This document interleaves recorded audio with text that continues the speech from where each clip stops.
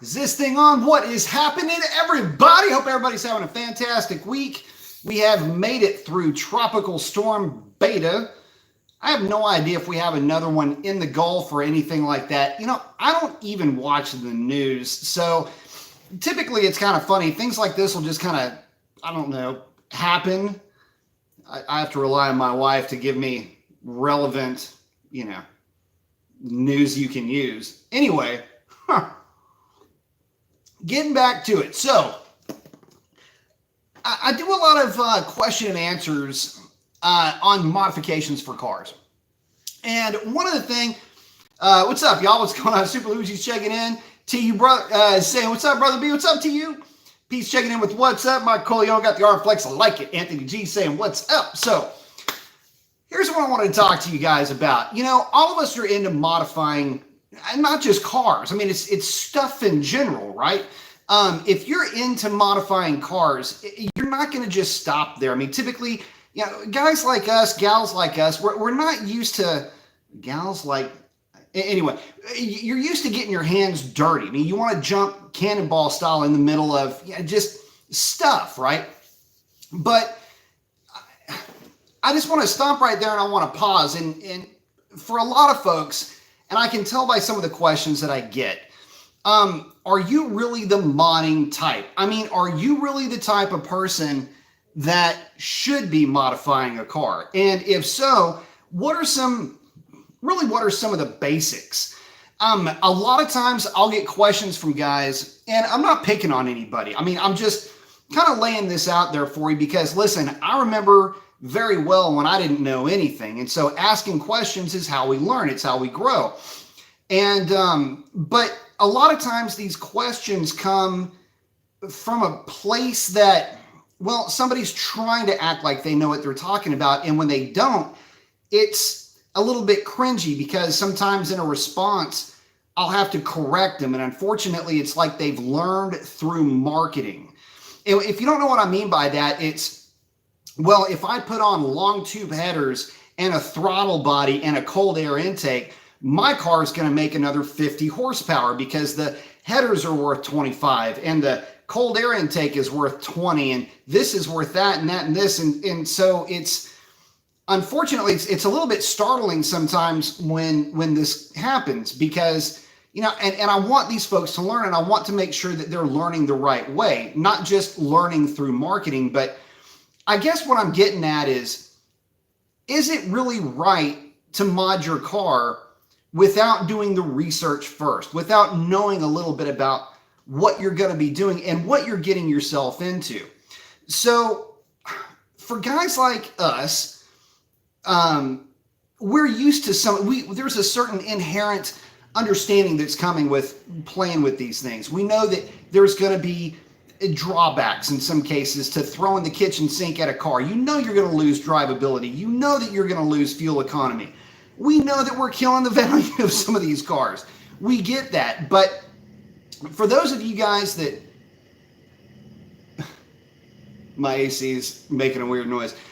So for some of you guys that may not be as familiar, I wanted to kind of walk some of you guys through some of the more common questions that I get as far as which modifications work, which modifications should you stay away from, and realistic power gains that you can get out of a few very common modifications. And these are the modifications that I get asked about the most. So first and foremost, long tube headers.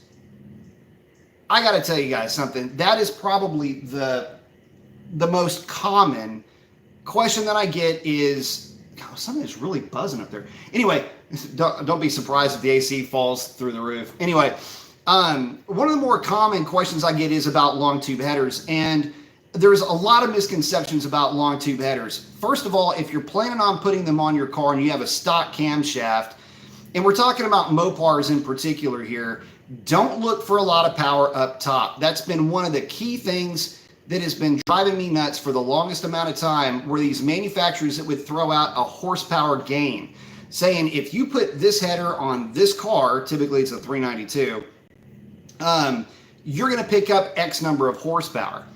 That simply is not the case. In fact, I'll go so far as to tell you that peak to peak, you may pick up 0 horsepower with a set of long tube headers. But what horsepower you will gain will be way to the left on that dyno sheet. In other words, you're going to pick up torque and drivability. That's really where those long tubes are going to come into play. You're not going to pick up any power up top simply because the cam events will not allow for the scavenging that the long tubes are designed for. There's literally not enough time. So in TikTok time, the scavenging just can't take place. The lobe separation angle is far too wide. There's not enough overlap in the camshaft. That is to say, when the exhaust valve and the intake valve are both open. In other words, the exhaust valve is closing, the intake valve is opening. But there will be power in the tune. And so what you'll notice is, yeah, the long tube headers will go on the car will pick up power, but the reality is that some of the power was picked up in the tune, some of the power was basically picked up as torque down low, and you may even notice them fall off a little bit more dramatically up top. But that's one of the modifications that I wanted to touch on first, because it is the #1 question that I get asked, and it's probably the most misunderstood aspect of modification on a car. Just because over the years somebody has told you that putting long tube headers on X platform picked up so much power. That was true back in the day, and in fact it still can be true for the LS platform and even for the Mustangs, but for Mopars, not so much, not with that camshaft. Another question that I get asked quite a bit is about cold air intakes. Now guys, I know this may seem a little bit academic, and I understand that, but there are guys that just don't understand that a cold air intake is something that your car has already come with from the factory. Believe it or not, the one that your car has is probably superior to the one that you're looking at online right now. Why is that, you may ask? Well, the primary reason is because when you're looking at, well, let's put it to you like this. When you're looking at the prospect of making more power as a manufacturer, you're trying to do everything you possibly can within the limits of your regulations to make power. A cold air intake really isn't regulated, at least not in the way that you may think. In fact, a cold air intake is kind of a misnomer, especially if it's an open element filter. I don't know if you can, no, you can't really see it on the Fox body, or the filter is just basically in the engine compartment. Whatever extra flow you may gain, and that's even debatable, because obviously that's what everybody shoots for, is flow numbers.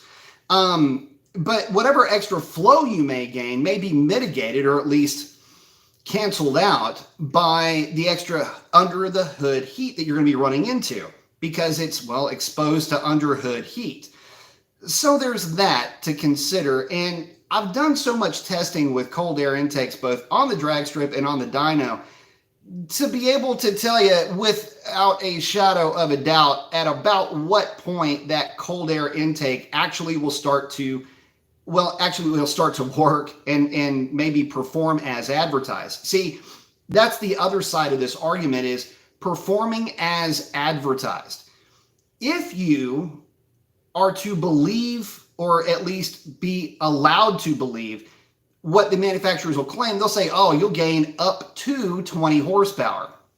That's not to say that putting that particular widget or bobble contraption on your vehicle is going to pick up 20 horsepower. It doesn't work like that.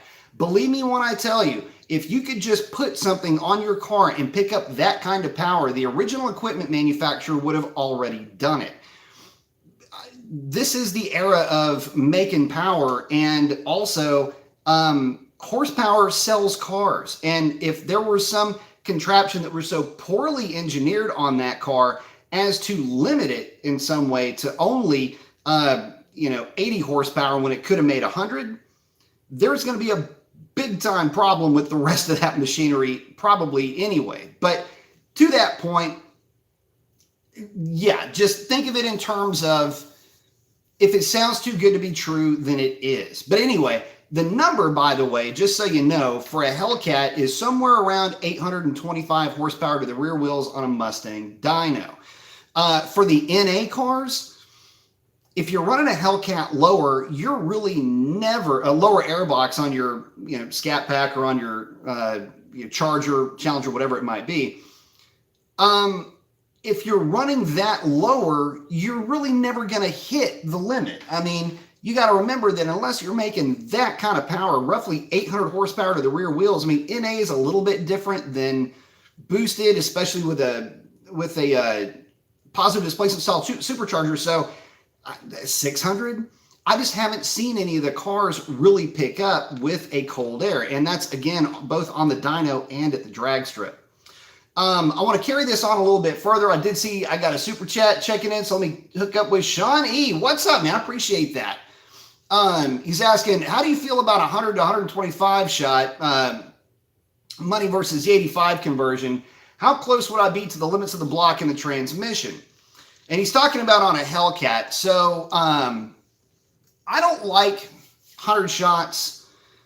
I don't like nitrous on positive displacement superchargers in any case. I don't mind them so much on, well, let's just say I don't mind them so much with centrifugal style superchargers, primarily because most of the time you're going to be running something like probably some type of a plate system, and you would have the intake manifold, the full intake manifold in plenum available for distribution. And even then, that's not a guarantee of proper distribution.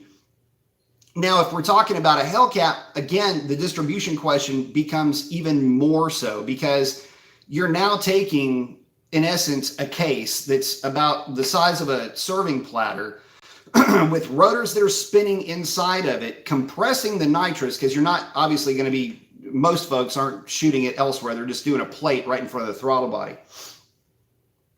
So from there, it gets dumped into a common area underneath the supercharger where it is routed.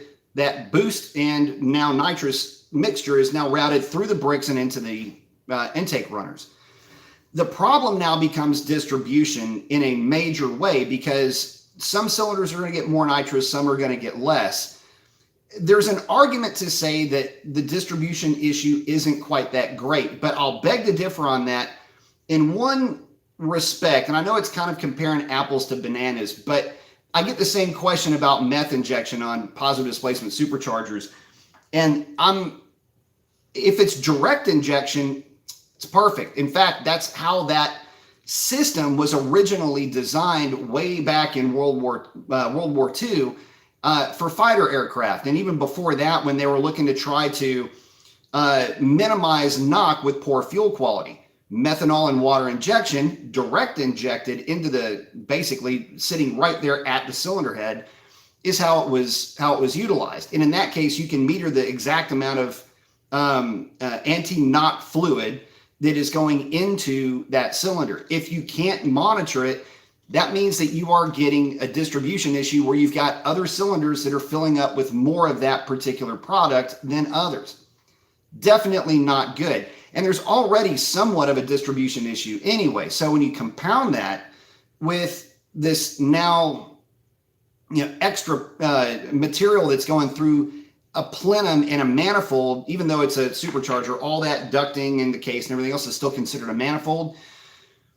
To have, to have that product flowing through there is going to be a bit of a problem because it was never designed for it.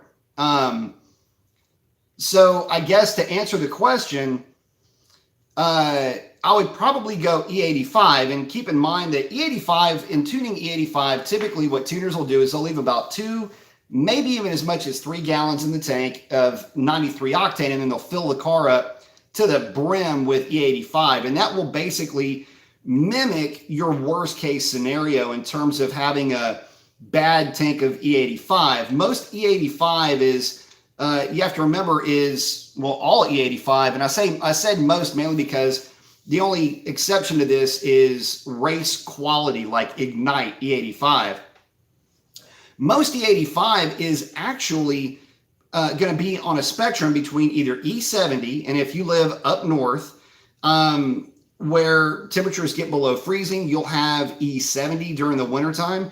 But most areas are typically, again, the MEA spec sheet will allow for E70 all the way to E90.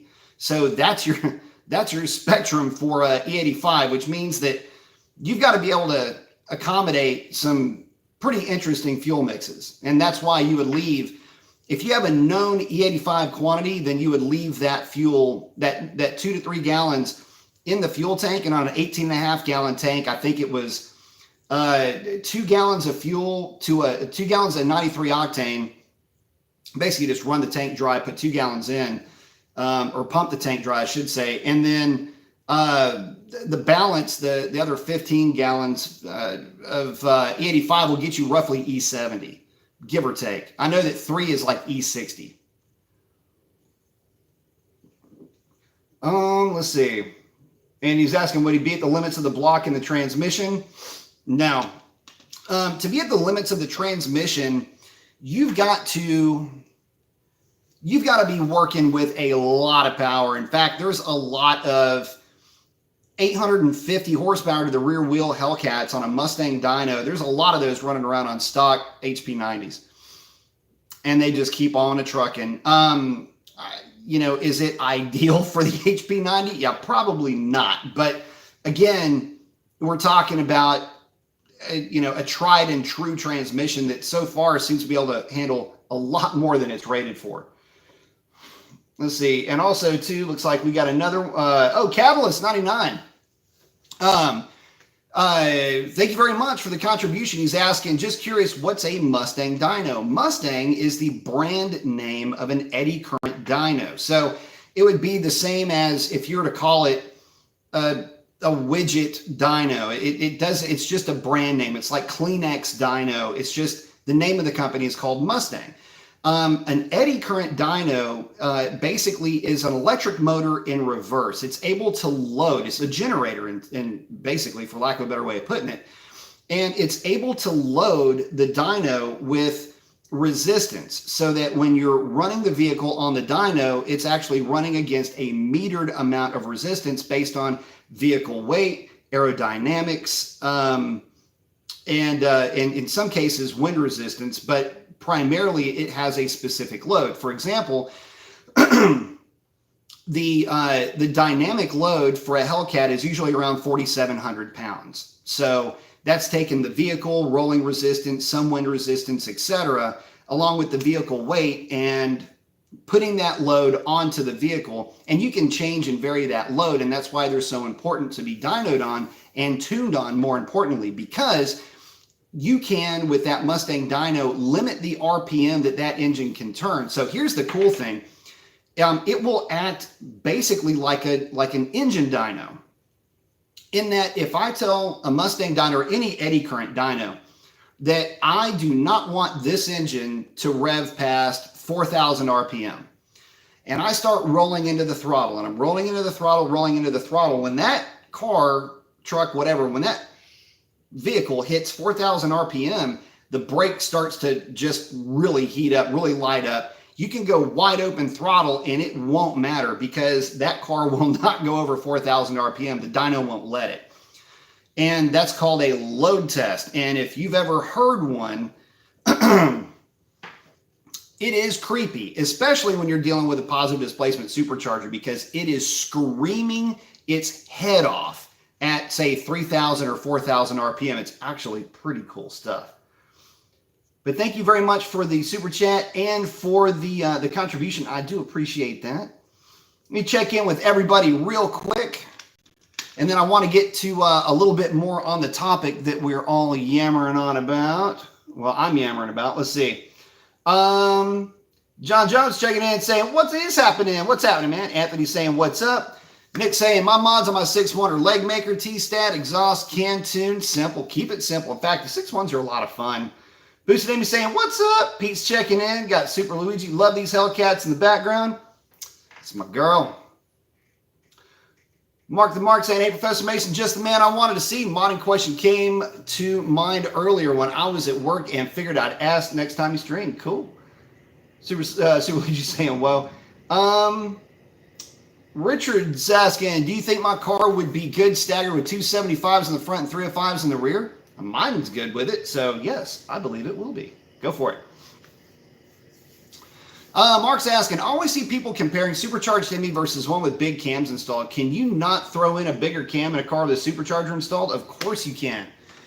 The only thing that a supercharger is going to do is it's going to take the power curve of whatever, well, depending on the supercharger. Let's talk positive displacement. The only thing that that cam is going to do is going to, well, the only thing the supercharger will do with the cam car is just elevate your power curve up on the dyno sheet. That's really all it's going to do.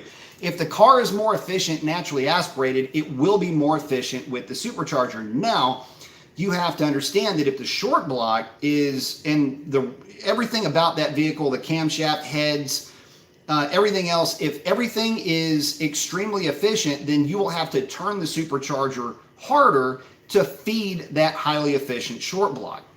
It's just kind of goes with the territory, right? If your short block can flow more air, then to make a specific amount of boost, say 10 pounds of boost, what used to only take you, say 50,000 RPM worth of supercharger, now might take you 65 or 70,000 RPM of supercharger to make that same amount of boost. So yes, you'll be making much more power because your engine is more efficient, but just remember that to feed it, you're gonna have to turn that supercharger harder. The other side to that is that you can run the same pulley ratio, in other words, that same theoretical 50,000 RPM. If you do that, chances are the car will still make more power with that cam, but your boost is going to drop. The boost drops because boost is just a restriction. It's like pressure in a garden hose. So because of that, you're making more power with less boost, which means less parasitic drag. You're not basically creating the pressure. It's easier on basically everything. And that's another way that you can go. Although you do lose a little bit of throttle response because bigger cam, that's what they do. And, well, to be quite honest, you don't have the initial hit of that higher boost response. So with restriction sometimes comes responsiveness. Think throttle response in this case. But outright power will be taken over by that larger cam. So yeah, absolutely. As long as you not have enough supercharger, you can put whatever cam you want. Heads, same thing. ET Racing saying, nice Fox body. Thank you very much. The old girl runs good. At least I know it runs good, but I haven't driven it with all the storms and hurricanes and everything else we've been having. Let's see. Eric's checking in saying, good evening, B. Good evening, man. Let's see. Shawnee's saying I picked up just a little bit of horsepower with long tubes on my 392. 4 or 5 horsepower. However, it feels like the feels like factor was more. He's saying the sound was amazing, but it just wasn't worth the money in terms of horsepower. And that's really what I'm getting at. I mean, getting back to the long tubes, again, it's that feels like factor with long tubes. It's not a horsepower number, but because of the extra scavenging down low, you do have, well, better torque production. Better torque production means better throttle response. Tip-in throttle response tends to be better. These are the things that you're looking for with those modifications. If you are getting away from that, by really freeing up the exhaust and doing a lot of different exhaust mods, just remember that chances are you really don't need those exhaust mods. And that kind of brings me to the next part of the conversation. Another question that I get a lot, and this really does go into is this mod really for you? Like, are you really into modifying things, or are you just trying to like do something neato? Is exhaust modifications. So number one, does muffler delete lose power? Not if it's done right. All right. So this is where we need to define not if it's done right. If the exhaust shop that's doing the work flares the end of one of the pipes to slip over the pipe leading from the engine going to the back, if they flare so that basically, like if you're looking at this car and this is your diameter and this is your new diameter and it goes over it like this. So basically they open up that flare so that it's a slip over fit. And if they have a flared fitting that they can then put over the other side, then you won't technically really lose anything there. Now, you also want to make sure that they're going in and deburring the exhaust pipe, that they're knife edging the receiving side, and that they're also cleaning up the pipes themselves.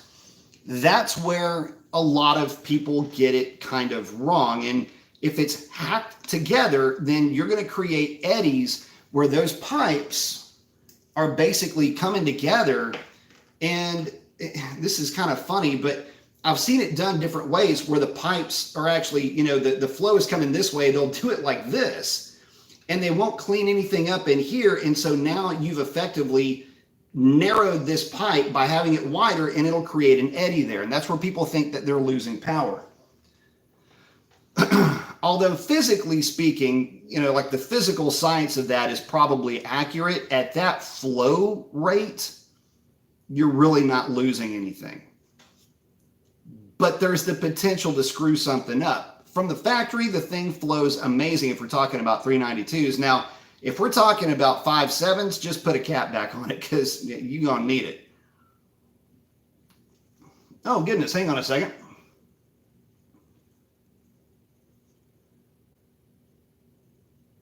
Jermaine's checking in. Got a good question. Thank you for the contribution, asking, how's the truck coming along? Well, I'm glad you asked. So when last we met, Sierra's radiator basically just threw up all over the barn. And that's cool. The truck had just been sitting there, and she literally just barfed right where she sat, which it's kind of an endearing quality. It didn't happen while I was driving. In fact, the truck had been driven and parked, and it had sat for probably, I would say, about 3 or 4 days. And then I walked out there to check in on a few things, and yeah, there's a big puddle underneath it. So I replaced the radiator and replaced hoses, basically all kinds of just different bits on that truck. So super easy to do, really not anything worth writing home about, but she's got a new radiator and hoping to get it over to Dr. Differential for the rest of her spa treatment here, I'd say within the next 30 days or so. We're going to let the storm blow through and let everybody get caught up on some backlog, but she's coming along pretty good. I will say that she sounds really good with that exhaust. For you guys that may not know, it's running the C10 mid-length, non-symmetrical header setup. And I'm running 2.5 inch to a crossover and 2.5 inch 40 series Flowmasters. She sounds really good. So anyway, that's a good question, and I cannot wait to get that truck over to him and have that work done and get her back, because that is a fun truck. That thing puts a smile on my face every time I drive it, but she does need some work to make her roadworthy. Let's see. Hang on. Let's see. Oh, Boosted Himmy's checking in saying, I run the stock air box with the paper filter and run 109 plus in the 8th. The young guys at the track can't believe it. See, that's part of it, man. The paper filter outflows pretty much everything else. And I mean, I've done test after test after test, guys. In fact, I've done test after test after test after test after 1, 2, 3. God, I don't even know. Oh, by the way, I think this is my 405th video. So there's that. I didn't realize that until I went back and took a look, and I was going, what in the hell? Oh my God, I need to get a lot. Anyway, but yeah, I've done intake test. I've got data logs on KPA on intakes on both naturally aspirated and on Little Miss Revlon, and as well as other cars. And the general consensus is that no extra KPA by running any other drop-in filter. In fact, the green filter, which is by rights, I mean, if you ever find one of these things, in fact, I thought I still had one. Anyway, that filter is practically transparent. I did a review on that filter, and or at least a data explanation on that filter, and no extra KPA out of that filter versus the stock paper filter. That is the green filter. The green, put it like this, the green filter is the filter that you run when you don't want to run no filter technically, and you still want to have some semblance of mechanical empathy, then you'll run the green filter. But to be honest with you, there's really no filter there. I mean, there is, but I mean, come on. Anyway, no difference in KPA with my car, filter to stock filter. White Knuckle checking in and saying, what's happening, B? What's up, White Knuckle?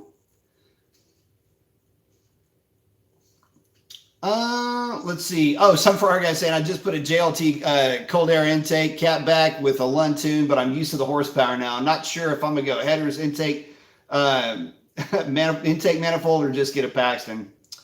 Get the manifold and get a Paxton. Shawnee's saying, maybe I'll be better off with a mild nitrous shot versus E85 conversion. I want a consistent 975 car. The problem is nitrous doesn't mean you're going to be consistent. And there's no such thing as a small nitrous shot. You know, and the other side of it is that I think I may have touched on this or not because, you know, the cooling effect. The cooling effect, it's not what you think. I mean, there's nothing in it. First of all, it's a gas. It's not a liquid. So there's very little density there to actually be able to absorb heat. You have to have a specific amount of mass to be able to then extract the heat from the air. And that's why you use liquids in your cooling system and you don't use a gas. I mean, you use a gas in your AC, but your cooling system, no, you don't do that for that exact reason, plus safety and some other things. But that's why methanol does such a good job. But nitrous, I mean, it does help in that respect, but you're not going to get any real performance gain from the cooling effects of the nitrous. It's just not there. I mean, it's counterintuitive. You might think that it is, but it's really not. The big difference in power is going to come from the added oxygen of the nitrous oxide. And there's been tests that have proven that simply cooling the manifold itself isn't really going to make that much of a difference. You're cooling other components that's also helping. And it's the general cooling of the engine, which will help make power. But yeah, that nitrous, you know, if you're looking to try to steer clear of E85, may I suggest a slightly more aggressive tune on race gas, or just, yeah, you know, I just wouldn't run nitrous, not on a combination like yours. Because, okay, that brings me to my next topic. Again, should you mod your car? Is it your daily driver? Are you in a position, because I'm not, are you in a position to be able to just regurgitate $20,000 to fix a blown engine? That's what you've got to start asking yourself when you start getting past certain levels of modifications. Exhaust, super safe. Tuning, debatable, but for the most part nowadays, if you're talking to somebody who speaks fluent Mopar, you're in good shape. But once you start really digging into the engine, you're going to find out pretty quickly that, well, the idea of failure starts to creep into your head a little bit more often than maybe it should. And because of that, you've got to seriously have a little bit of a soul search. And why are you doing these modifications? If you're throwing that kind of nitrous, if you want to throw nitrous at something, you want to start throwing cams, you want to start throwing blowers at things, just remember that for every amount of power that you gain, percentage in gain, so to speak, there's going to be some, and it's subjective, and this is, again, a bit of a subjective statement in its by its nature, but there's going to be some reliability that you will lose. There will be some. Well, obviously your warranty's gone. So, you know, we're talking about money. Now you're on the hook, but there's going to be some reliability that goes down. There's going to be some economy that goes down, poor fuel economy, higher maintenance intervals, things like that. Drivability, that may go down. Livability. All of these things start to mean something once you start getting past certain milestones. A lot of it has to do with, like, guys will ask me, well, I want a camshaft, put me a camshaft together that chops. okay, here you go. And then after about a year and a half, the car is gone. Well, what happened? Well, the guy got sick of it. Doesn't happen all the time, but it does happen to happen. Guys start wanting to really turn up the wick on a Hellcat, or they've got a boosted Mustang or something like that they really want to dial up and get past, that 8, 9, 12 pounds of boost. They want to start getting into that 14, 15, 16 pound of boost range. Well, it's at about that time where everything downstream from that engine is now well past its limits. Those parts start letting go, and those are big paper items. And you don't want to find yourself in a situation where your meal ticket, so to speak, your means to and from work is, sitting, 5 feet up in the air at your local Go Fast shop. That's just not a good place to be. But it happens a lot. And unfortunately, it happens to happen more regularly than you might think. It's not the shop's fault. Sometimes metal things just break. What can you do? And I mean, I've seen, and the only reason why I'm even saying that is because I've seen it happen. I've seen bomb-proof, tried and true, reliable as an anvil, didn't work out. I've seen them fail. I've seen stock stuff fail on the dyno. Go figure. It's a tough one out there, man. Richard's checking with boosted Hemi. I still run the same factory cold air intake.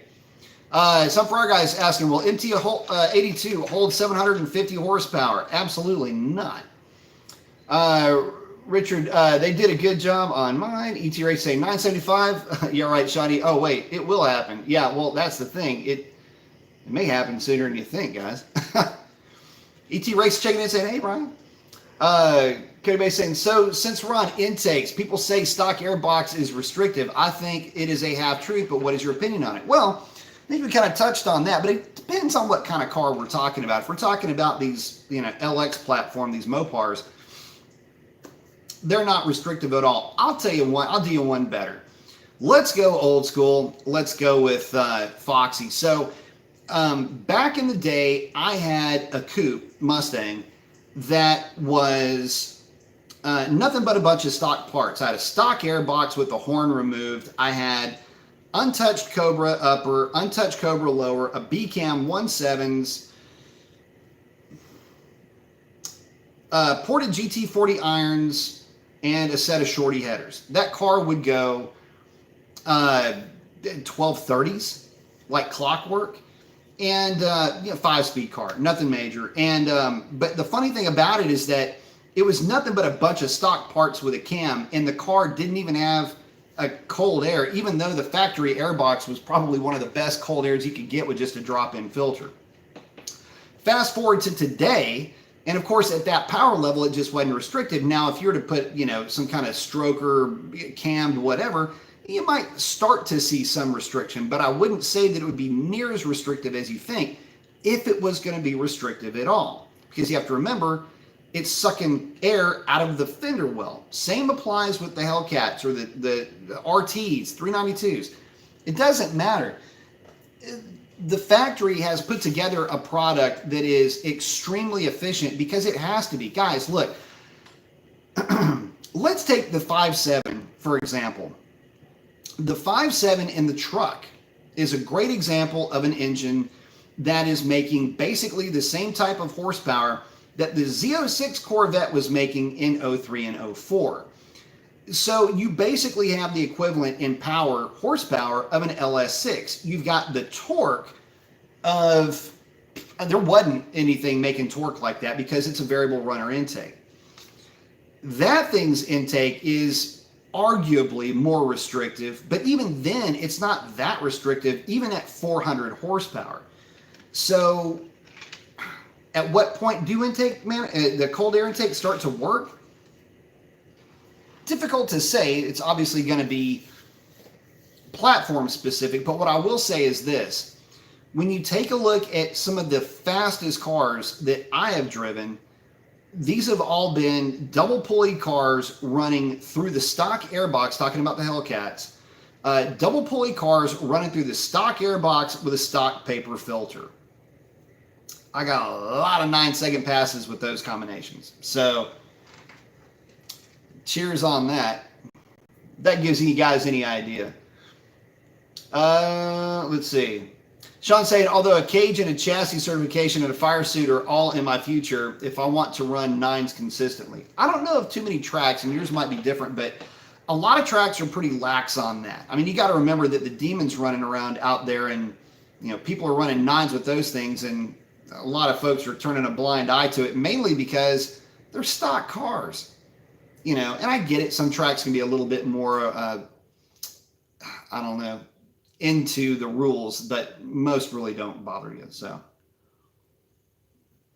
hopefully they'll maintain that course, by the way. Let's see.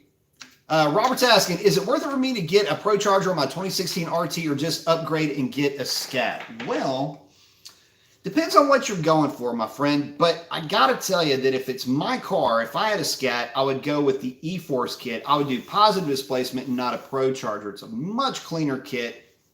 Works extremely well in that platform. And it makes that car very fun to drive. And it basically puts you right at Scat performance. In fact, if you get it tuned right, a little bit better. So there's that. You don't have to wait for the boost to kick in. In fact, if you haven't driven one of those cars with a Procharger, you'll find out pretty quickly that you're not even maybe going to notice the blowers there. Those things really don't get interesting until about 12 pounds of boost anyway, whereas you can run low boost with a positive displacement supercharger, and it's real snappy. The power's there all the time, and you can just play with it more. But all of that will depend on where you are with this car. Is the car paid off?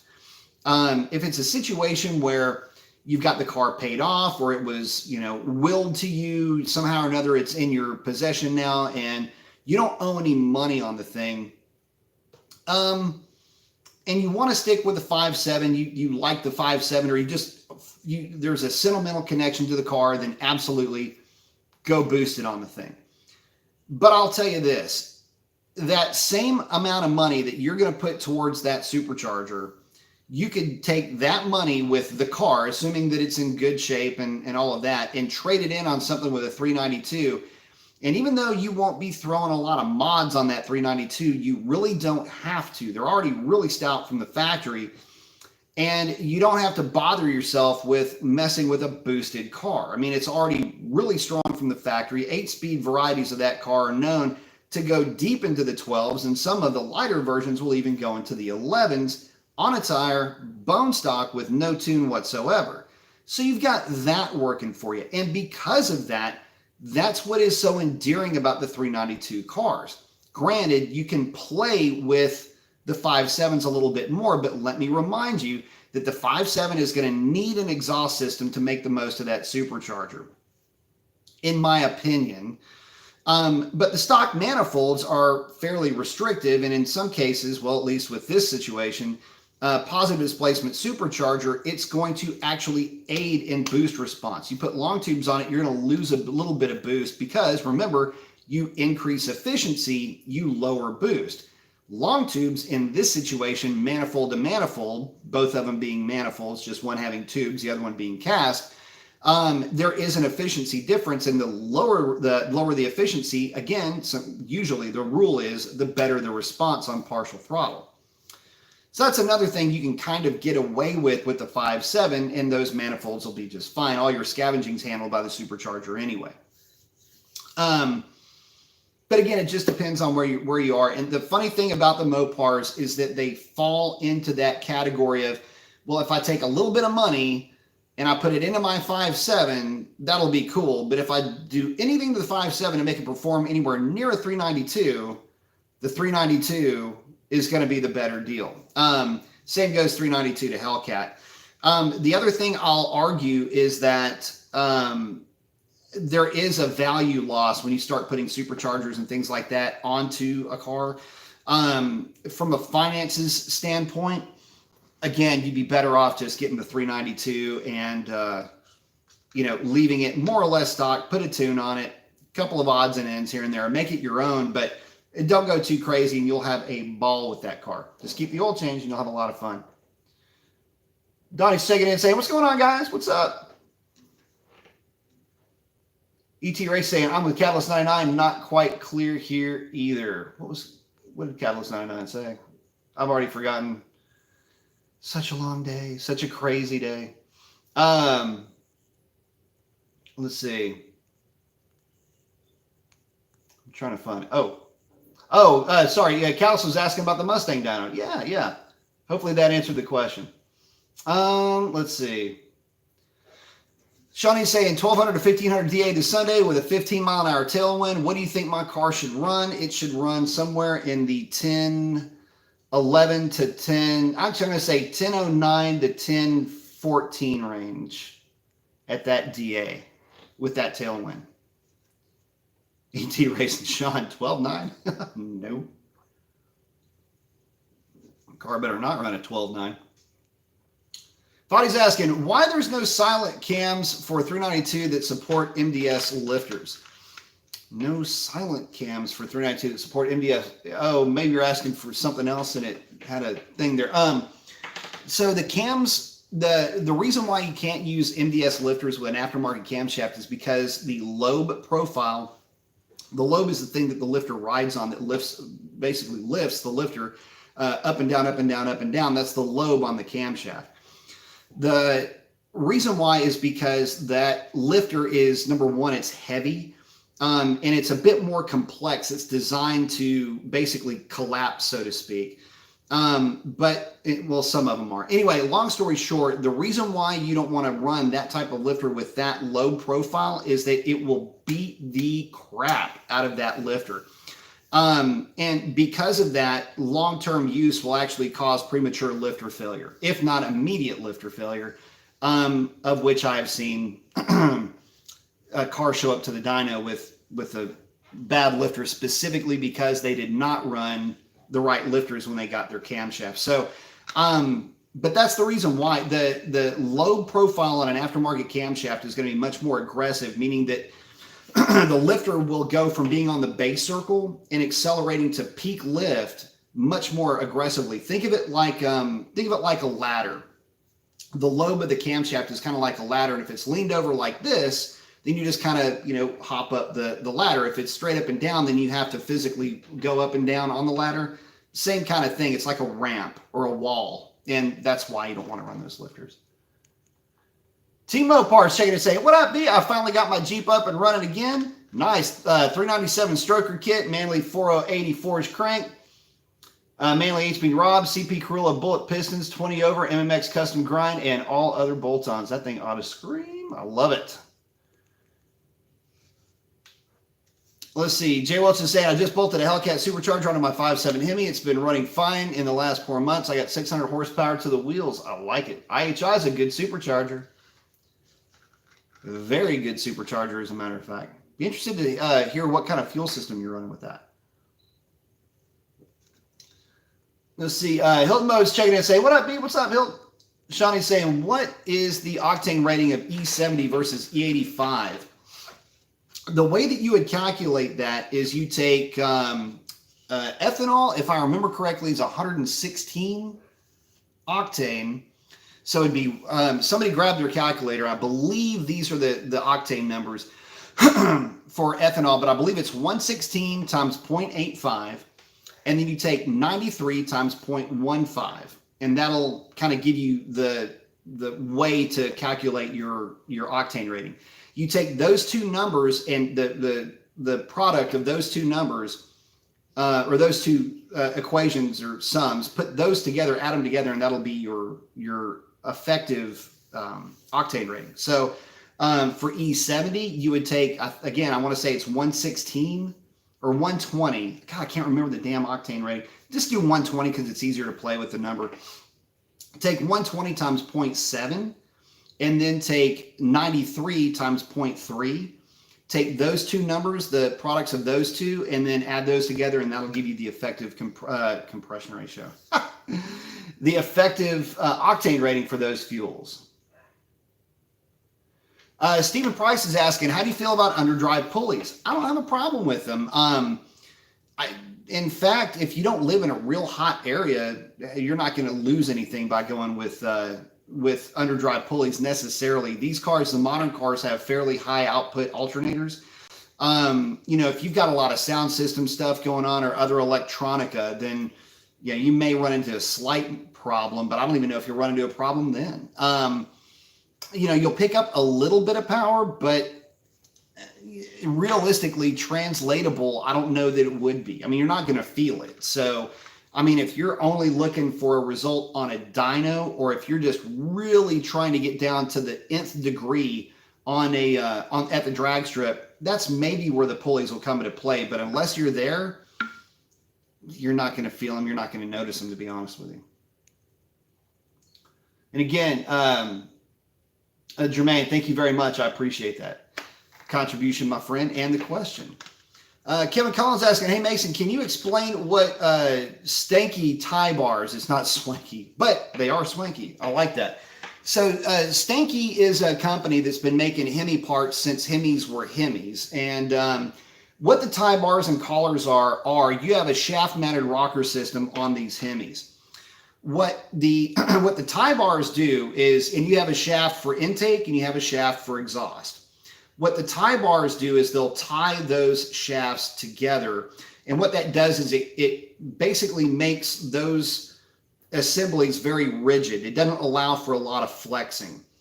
The collars themselves, what the collars do is they go on the shaft itself. And what they do is they keep the rocker from moving around. Strangely enough, the Gen 3 Hemis do not have rocker locator springs. They basically use because they're offset too. So they're like, from your point of view, they're like this. They have a push rod pushing like this. It's kind of strange the way that they're set up. The geometry on these things is, and that's the reason why I keep telling you guys there is no such thing as a no spring required cam for these things. You got to control the valves. Anyway, the collar, because they don't have rocker locator springs, is there specifically to keep that rocker dead, even, and over the valve stem. So that's where that's why those are important. And they're really important if you're spinning the car consistently over about 6,500 RPM. I recommend them for any of my camshafts, especially if you're running a 5.7, because a lot of those guys, especially with the trucks, are turning those things, because the intake's better. They run 6.4 truck manifolds on the 5.7s. And they're turning those things to 6,800 RPM all day long. I always recommend the Stankeys. And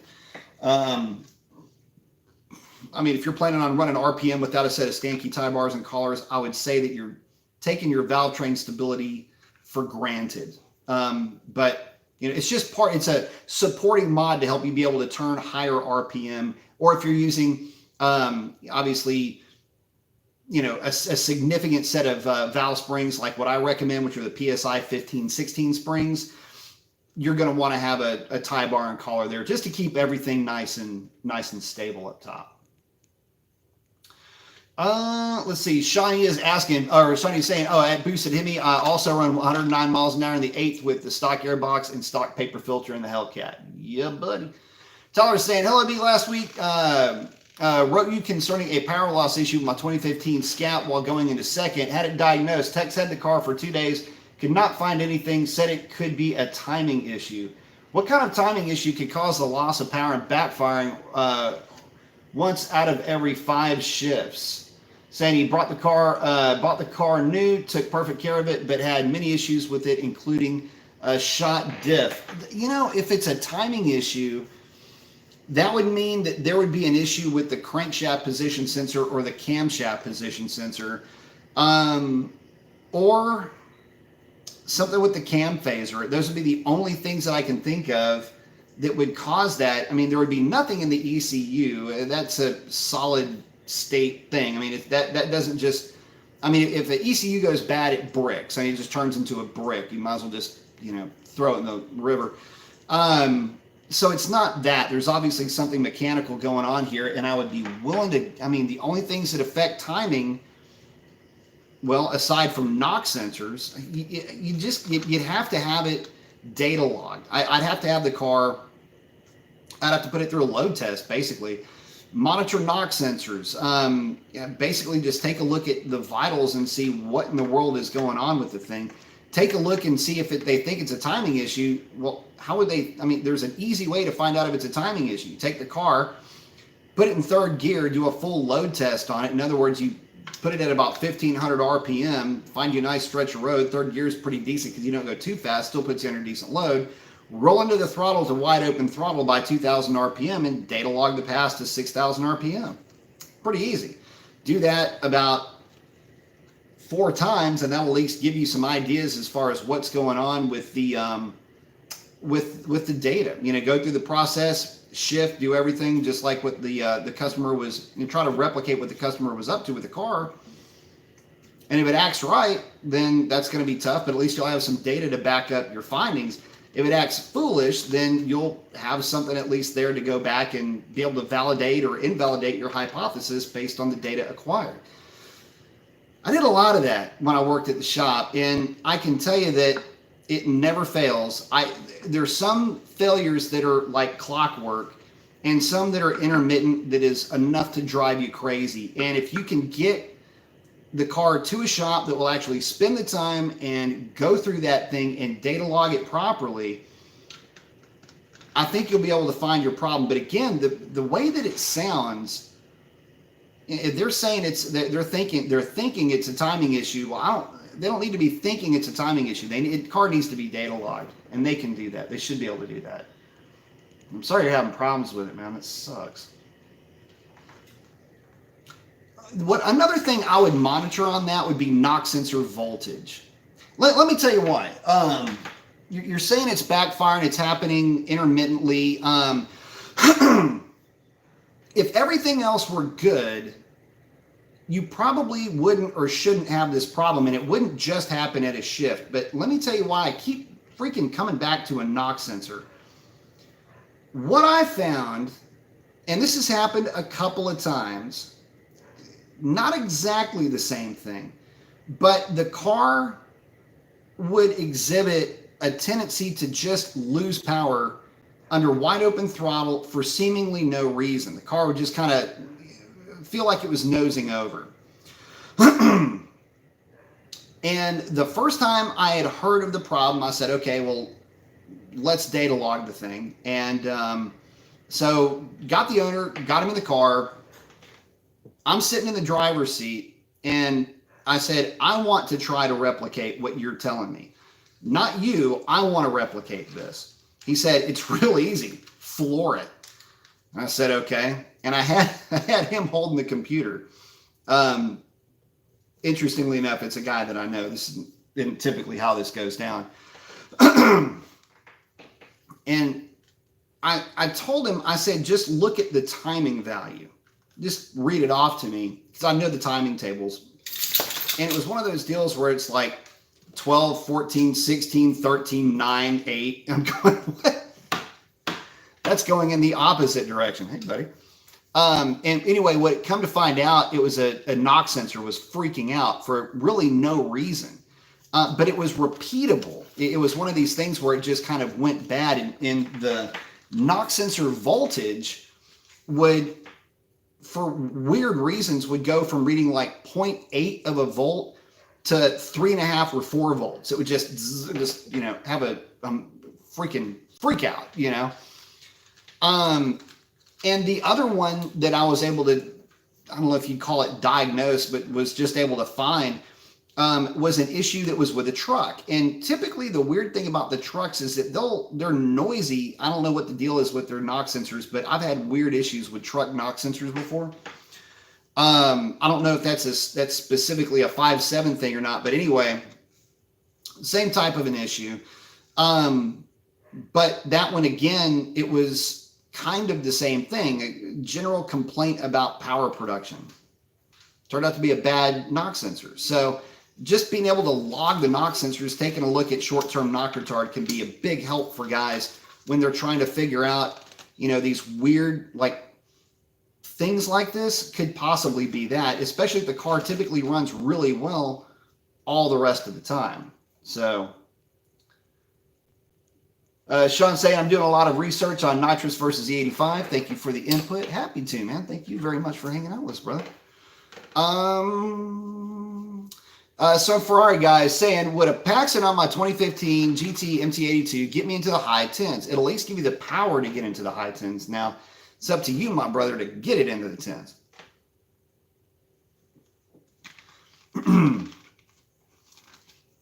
Cody's saying that's what I learned. I learned that before I get a fun car. Get a daily A to B car. Absolutely. Hey, if you can find one, get a minivan. You think I'm joking? Those things are awesome. Let's see. Shawnee's asking, how hard are people launching the new 5.0 Mustangs on the stock axles? My friend is afraid that if he tries to run a 1.7, he'll break his stock axles.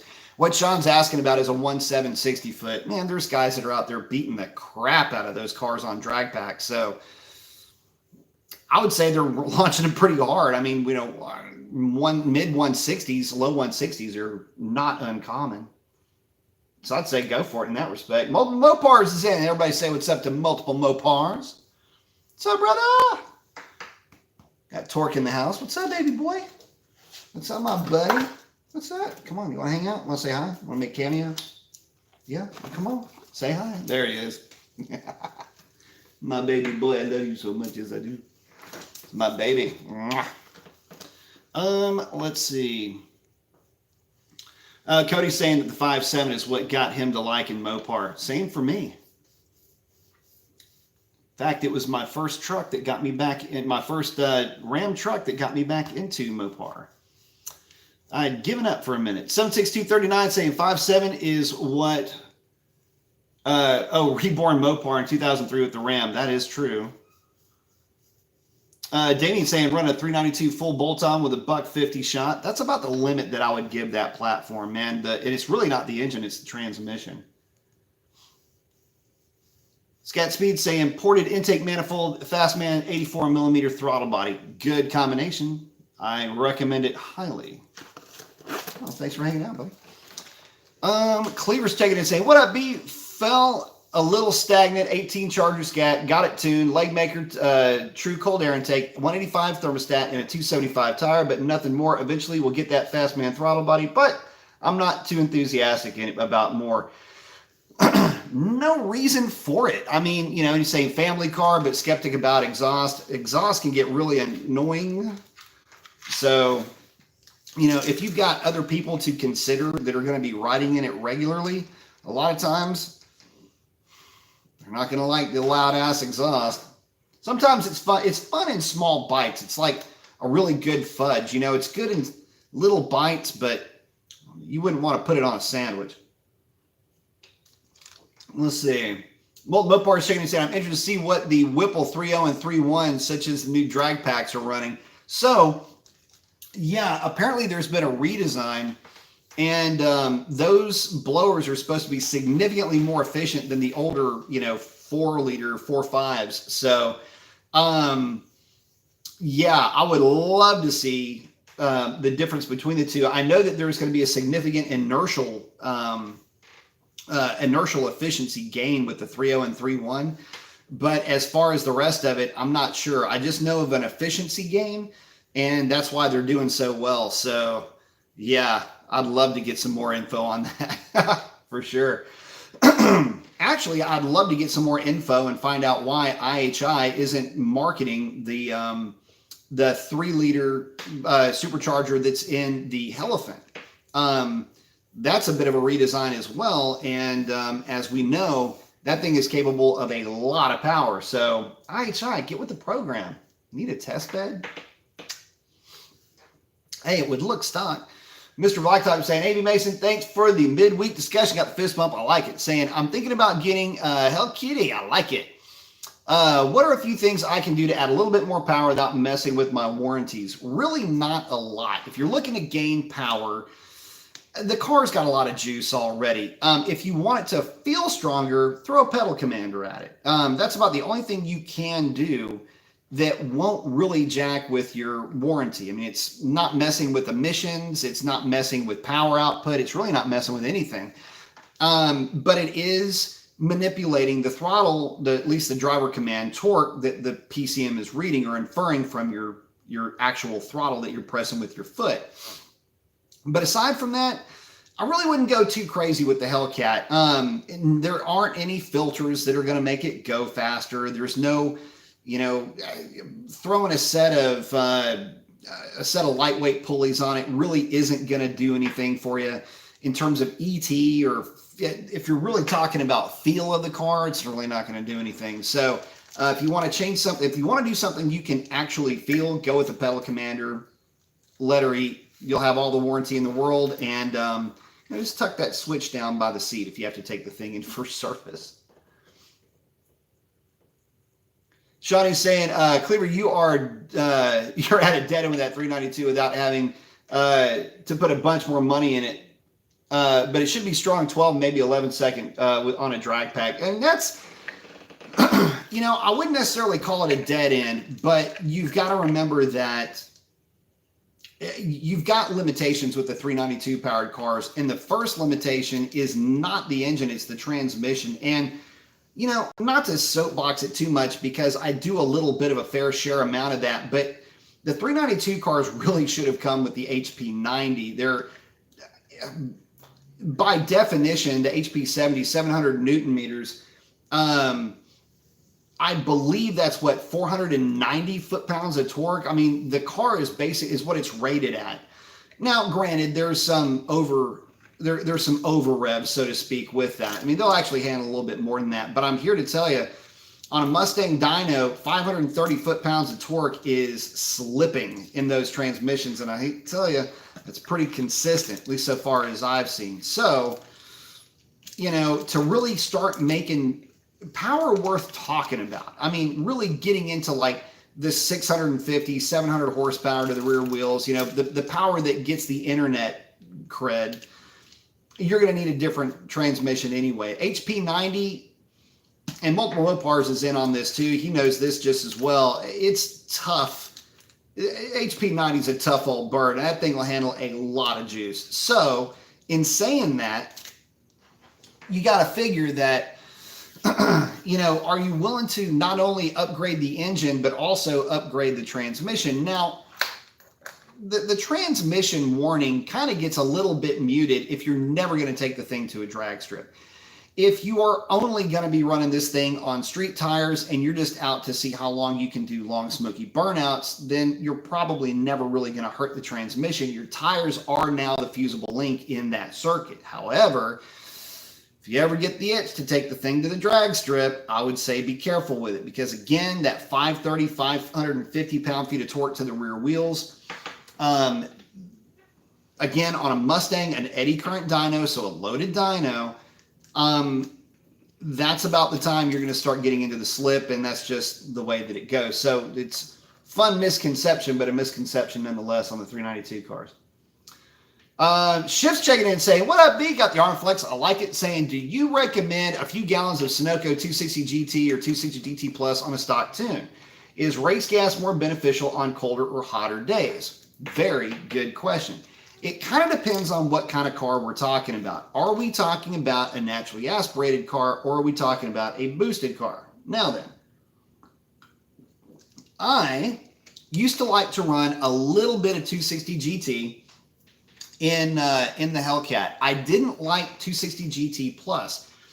For whatever reason, my car did not play well on that stuff, but it did like the 260 GT. And I would usually mix it in. I didn't see any real benefit, anything more than about 3 gallons, maybe 4 gallons at the most, to a full tank of gas. Something like that type of a ratio. Basically enough to get the octane rating up around 96-ish, 97-ish.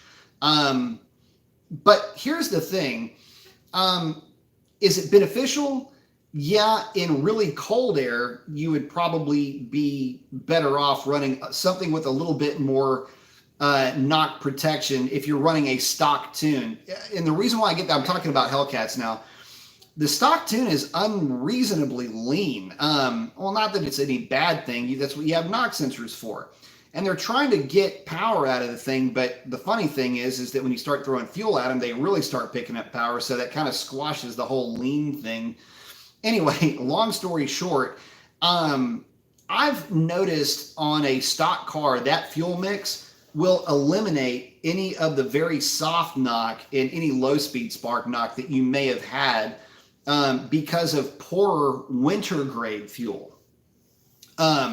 Now, during the summertime, the very hot part of the summertime, I would always recommend running maybe a little bit of race gas in the vehicle if you're going to the track a lot, or if the car is sitting for any real length of time. It's just mainly because that fuel is a bit more stable.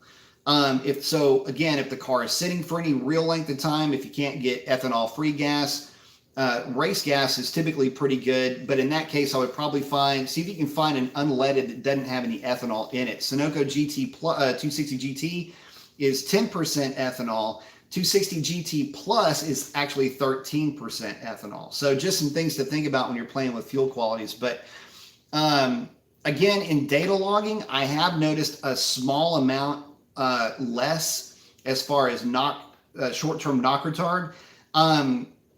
Not by a ton. The factory settings are very nanny-ish, but even at that, I've even still seen, half a volt to, in some cases, a full volt, picking up, half a degree to a full degree,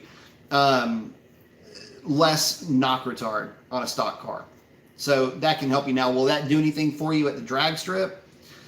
Debatable, because I've run it back to back and have actually gone quicker with 93 octane in similar conditions.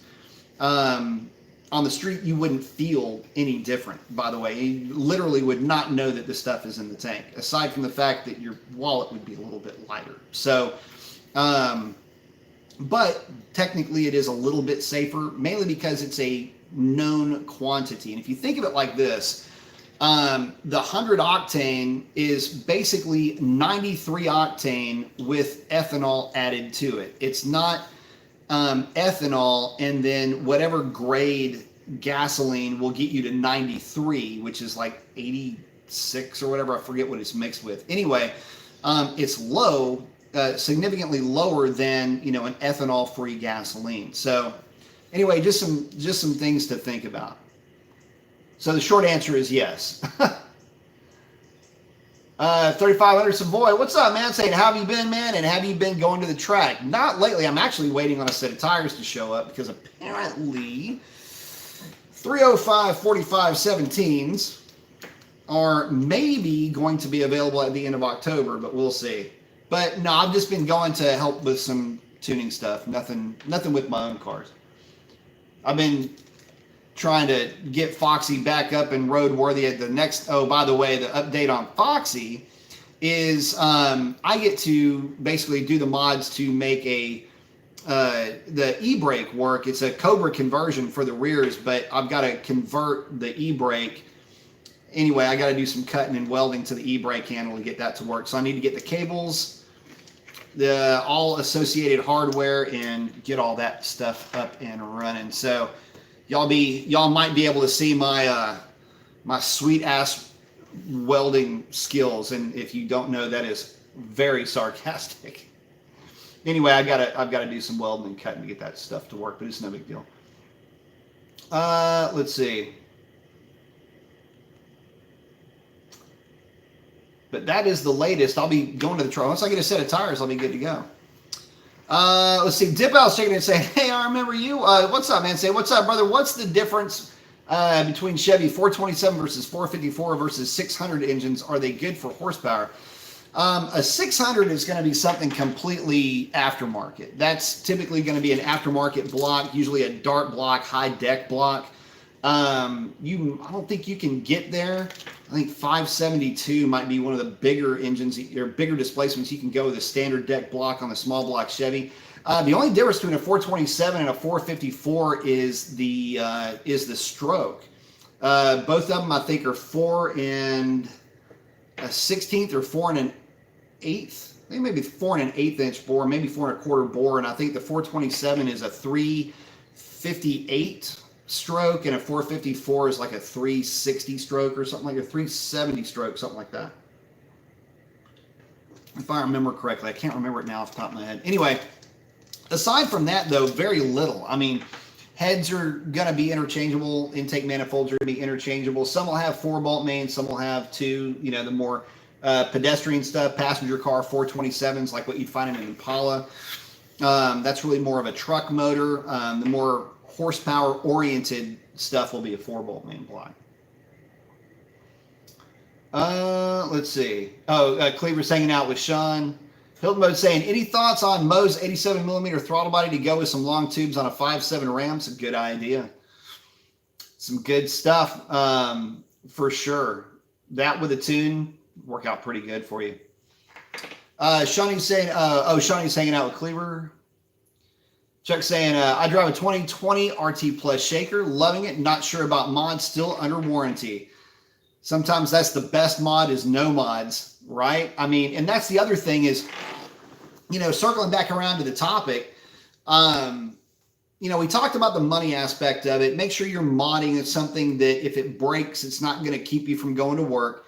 But the other side of it too is, how long do you plan on keeping the car? Is this a forever car for you? Are you so in love with it that you want to keep it for, I don't know, 20 years like Foxy? Or is this something that you're going to get, hold on to it for a little bit, enjoy it, and then move on to something new and different? If you're planning on moving on to something new and different, then that warranty is going to be extremely valuable to you. And really, it's extremely valuable no matter what, because obviously if something does go wrong, you want to be able to get it fixed and not have to pay for it. And not have to jump through hoops and, you know, do some sleight of hand to try to get something to work. You just want to be able to take the thing into the shop, say, hey, look, this thing doesn't work. It's your problem. It's falling under your warranty. They fix it. They give it back to you, and all's well with the world. So for a lot of guys, that's really the camp that they're in. They want to be able to enjoy their car, have fun with it, but they also want to just be able to get rid of it. And also the side conversation that goes on with this is, are you buying it or is it a lease? So it's a lease. You don't want to do anything to that thing. I mean, you're going to be turning that thing back in, and presumably either, you know, you've got a payment maybe at the end of it, or you're going to want to trade it in on a newer version, you know, turn it in, I should say, on a newer version of that car. Don't even bother with mods if you're going to do something like that. Again, modding, is it for you? Maybe, but there certainly are some situations where I think the nearly, you know, unanimous response is going to be no, don't do it. Brother's asking, what do you think of the TA intake on a 2019 RT? I like that question. Putting a Mopar part on another Mopar to make Mopar. So here's the thing. The TA intake is really not all that awesome. As a matter of fact, I was crazy bummed the first time I ever saw one. I did a video on it, but I don't know where it is in the archives. It's probably under my thoughts or how-tos or something like that. But anyway, the way that that intake is put together, it's really bizarre, because if you can imagine a pipe, an intake pipe, imaginary here, and it's straight. If this is the air box and this is on its way to the intake manifold, it's offset. But that offset is very close. So if you can imagine it like this, the air literally, it's got a hard S to it. Like if you're to take the number 8 and just start chopping off lobs of it, that's what it looks like. I mean, it's real wonky. And I don't know how it flows very well at all. So I would say that it's a neat idea, neat concept, but you're not getting any real ram air effect out of it or anything like that. It's just basically introducing a little bit of cold air. But even with that, the shaker is a better system, because the TA has got that weird wonky thing going there, and I just don't understand that whatsoever. And people will say laminar flow and engineering words and jargon, and I'm just like, yeah, but if it doesn't pass the look test, and that's just the way it is for me. Chuck's asking, my local Mopar Pro recommended against running larger than 245s on my RT Plus shaker, but I've seen other drivers do it. Yeah, the stock 240 or 275, what is it, 275 40 20s. It's the whatever stock on a Hellcat, that's what they run. Oh, my brain farting right now. Anyway, yeah, 275 40 20s, whatever it is. That's what you're going to run on the back of those Scat Packs. What everybody runs on those 9-inch wheels. So I think they look good. But again, the contact patch, maybe it's not ideal. I don't know. But a lot of guys do it from an aesthetic standpoint. It looks good. Runs fine at the track. In fact, the very last Scat Pack that I drove had that. It was a Scat Pack core and had that tire setup. It actually had drag radials on it. Went 1194 with that car, stock car. Let's see. Shawnee's saying 570 my Chrysler 300C got me into thinking about buying my Scat Pack and ultimately my Hellcat. Yep. Good car. Dip Out saying, what's the most brutal and fun driving engine that I know of? So probably the spookiest one I ever drove was a single turbo 2JZ that was transplanted into a 300C Lexus. That had a turbo 400 transmission. It was running a hybrid 87 millimeter turbo with 2 stages of nitrous, and that car was probably the freakiest one I've ever driven. There's been one Nova with a big block and 2 kits, 200 shot kits that was pretty crazy, but that the 300C would come on like out of nowhere.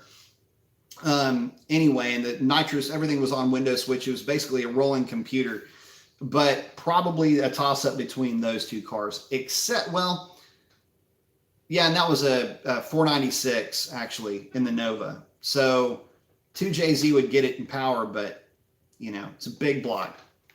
Fan the switches when you need to go around somebody. Doing dumb shit when you're a kid. Anyway, probably, and again, probably the more fun too, because when the big turbo cars, they're just dead basically until they hit. And so that car, it wasn't active when I was driving it, but that one on a window switch, there was a small nozzle. It's basically the equivalent of like a 75 shot, and it would come on between 3,000 RPM and what was it, 3,000 and 5,000? Anyway, it was just there to help spool up the turbo. It was had a small window switch on it. The balance of it would come on at higher, and we're talking, you know, 1,100 horsepower to the rear wheel car, but it would come on out of nowhere. So that was pretty much the most exciting, scary, I should say. Dan is asking, and I couldn't have been happier to give that car back, by the way. Dan's asking, how about capping the OEM Mopar 392 intake box in relation to a shaker? I've been playing around and have added the headlamp duct, capped the box with backyard stuff, and I found the IATs dropped. Let's see. I'd need to see it. But there's been some stuff to try to drop IATs. I mean, there's the brake duct mod. There's guys have wrapped it. I've seen all kinds of stuff there to try to you know, play with that IAT thing. The big issue with those cars is where the thing reads the intake air temperature. Basically what happens is the IAT sensor will get heat soaked. And so I had done some things with mine. I had actually relocated intake air temperature sensors and done a few other things with that car to make things maybe a little bit more realistic in terms of what the computer was actually seeing. So there's some tricks that you can do to, you know, number one, make the computer, and I was, you know, using heat guns and, you know, data log and had the computer sitting anyway. I know, right? So anyway, I did a lot of stuff in the process of, you know, getting that information, finding out really where to put the sensor and all that in the airbox. So for the folks that, you know, have tried that, they may have seen a slight drop in intake air temps, but you got to remember that once you go wide open with those things, your temperature drops to ambient real quick. And that goes for anything that you've got underneath the hood of these cars. Typically the temperature will drop very quickly, even though you may be cruising at a fairly high IAT. But I haven't seen a whole lot. I'll put you like this. I went from the stock air box on Shalandra with just the stock air box, and I did the leg maker true cold air intake on it. And the car, no, I'm sorry, it was a Hellcat lower with the snorkel, Hellcat filter to the leg maker. It didn't make any difference really at the drag strip. There was a slight, if I remember correctly, there was a slight difference in DA. You'll have to go back. There's the video is on there too. It's under product reviews or something like that. You can kind of get my take on it. But at the time, if I remember correctly, there was a slight difference in DA, but for the most part, it really wasn't worth a lot. Certainly wasn't worth hacking up a fender, or hacking up the inner fender. But I will say this: it was the best I could. The best intake system that I could find where the IATs were markedly lower. And even that didn't make a difference. And I did drag strip testing with that, and it just didn't make much of a difference, which was a bummer. Cleaver checking in with Sean. Cleaver saying, will the pedal commander do anything with the tune on it already?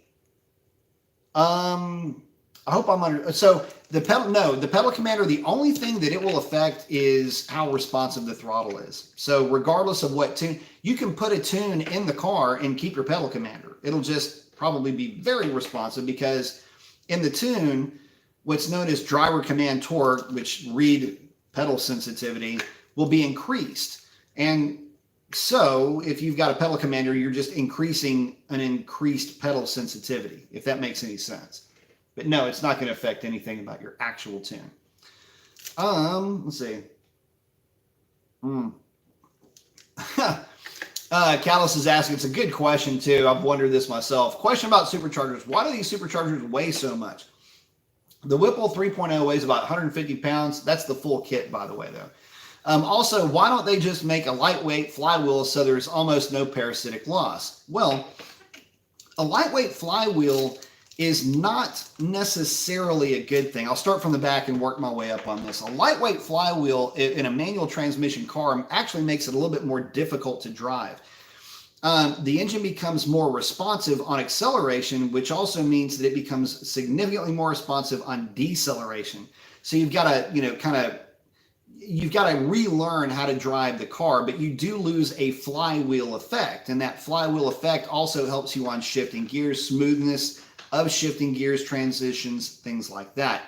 Now, it is true that if you put a lighter weight flywheel on the car, it will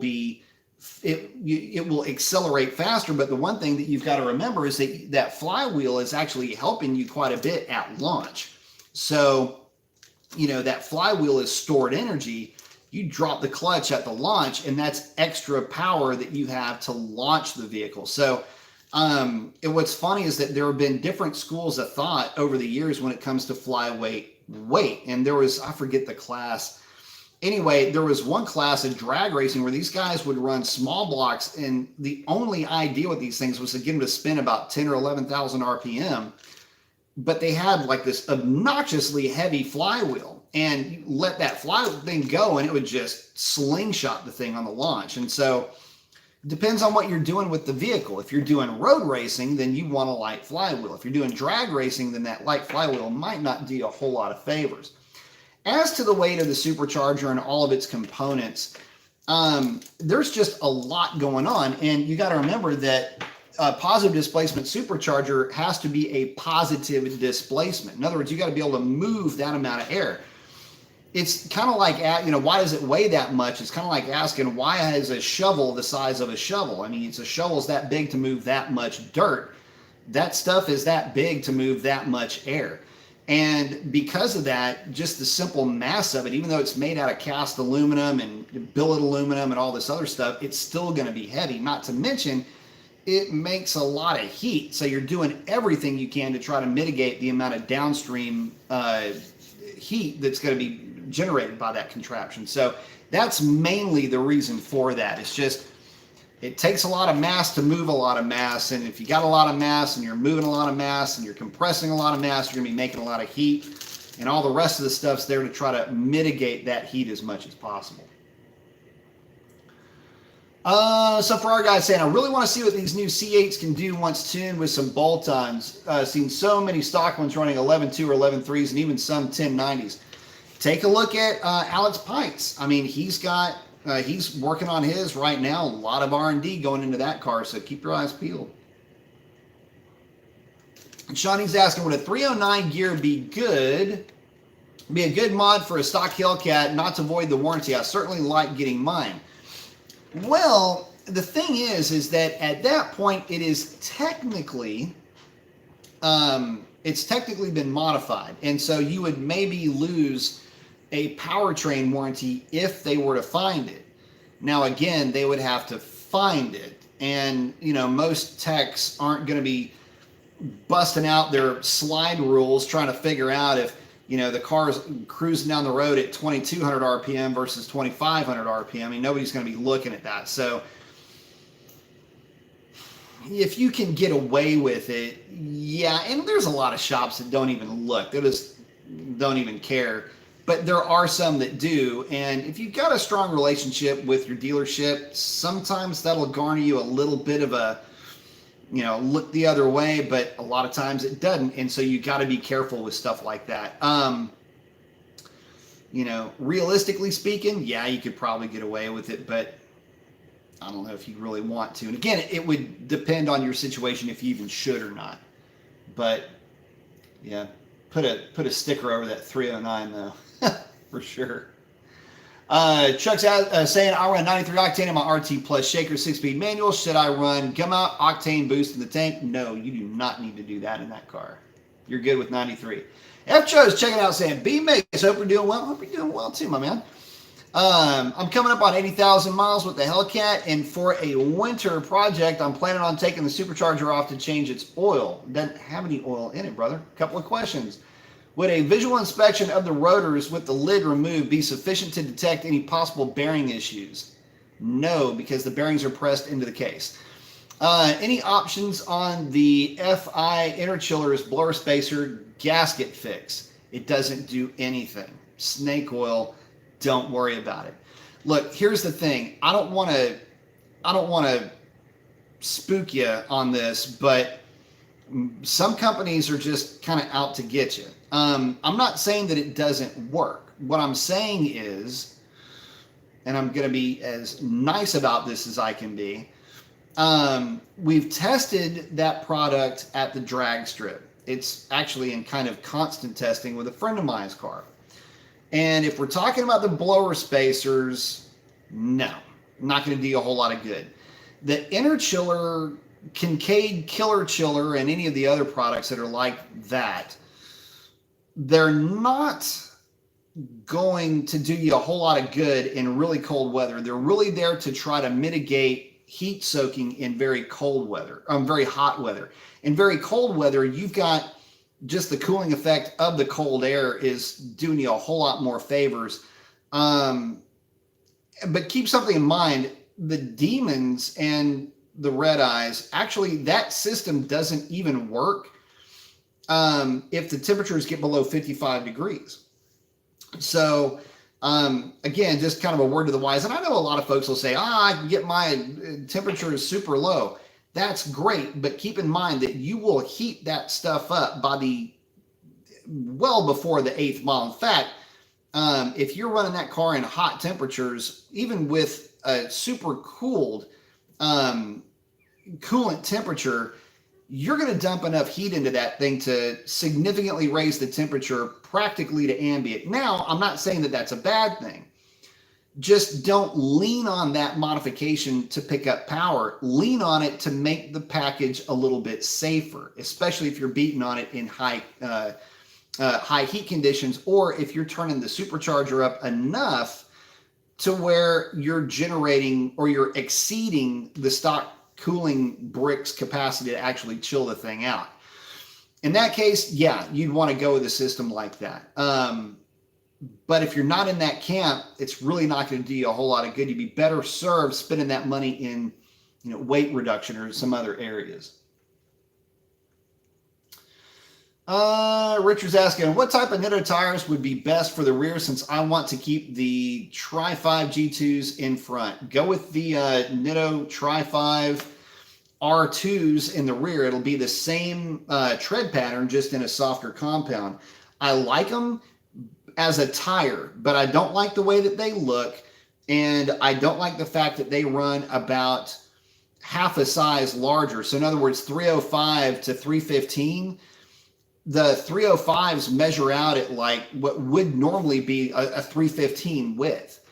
And that just, the bulge on the side, it's not a good look. But from just being a tire, like being a street tire, they perform very well. I did kind of a 3-part review on those things, and they did well. I mean, again, without looking at them, taking the visual effect out of it, they did okay.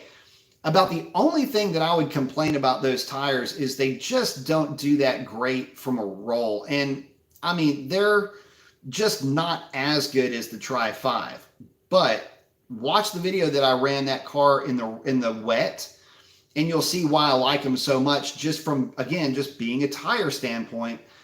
They did very well in the wet, and just because of that alone, because I run drag radials as my daily setup, or at least as my street setup, the car does good. You know, if you get trapped in the rain, or if you want to have the benefit of having a stickier tire, but you want to have the versatility to be able to drive the car a little bit, you know, if you go on road trips a lot and sometimes get caught in the rain and those things, if flash storms pop up or whatever, you're not going to be, I don't feel like you would be as intimidated by the wet weather. I mean, look at that, just watch that video. I'm actually, and this is something that nobody picked up on, I'm in the left-hand lane passing folks in the wet weather with my drag radials. That's how confident I was with those tires. Chuck saying, thanks for asking my questions. Absolutely. Thank you for hanging out. Appreciate it. Saying good insight. Thank you.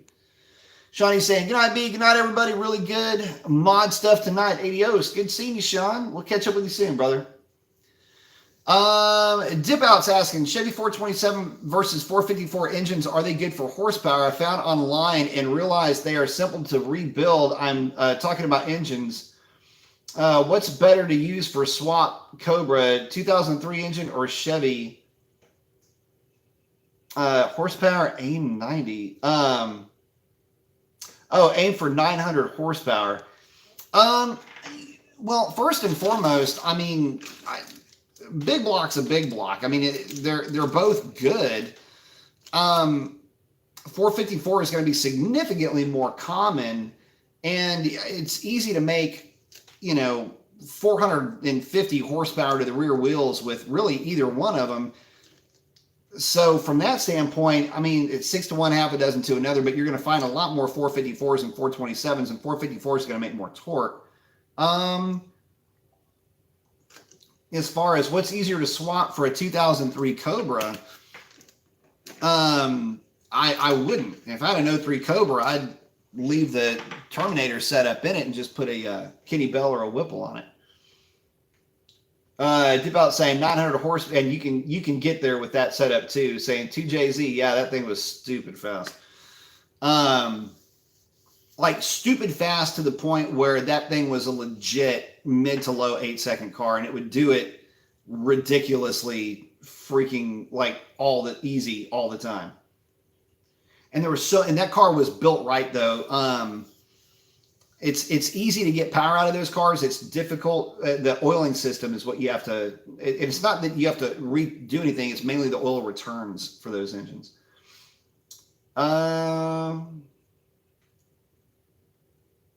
Oh, Dan saying basically cover the open top of the box. It does not seal against the hood. Can do that. About saying thank you for answer. I have a lot of respect and knowledge for your help. Well, thank you, man. I appreciate the kind words. Chad saying, is it better to do a 392 swap in place of a 5.7 or a 5.7 base 392 stroker? Just do the 5.7 392 base stroker.